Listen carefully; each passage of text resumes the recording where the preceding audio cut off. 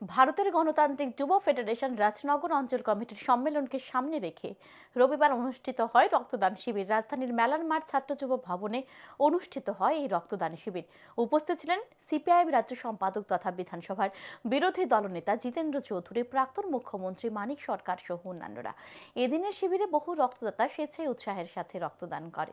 CPIM রাজ্য সম্পাদক জিতেন্দ্র চৌধুরী জানান, দেশের মধ্যে অন্যতম উজ্জ্বল যুব সংগঠন ভারতের গণতান্ত্রিক যুব ফেডারেশন দেশের যুব সমাজকে সঠিক দিশা দেখিয়ে থাকে এই সংগঠন।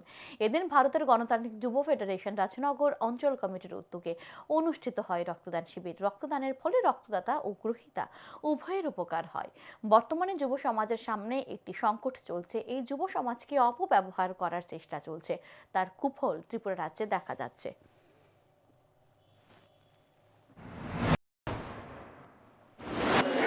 আমাদের দেশের যে সংহতি, সংবিধান এবং আমাদের দেশের যুব সমাজকে সঠিক পথে দেশ গড়ার মন্ত্রে গড়ে তোলার যে লক্ষ্য নিয়ে এই সংগঠন, তারা তাদের রাজনগর অঞ্চল সম্মেলন উপলক্ষে আজকে এখানে এই রক্তদান শিবির সংগঠিত করছে।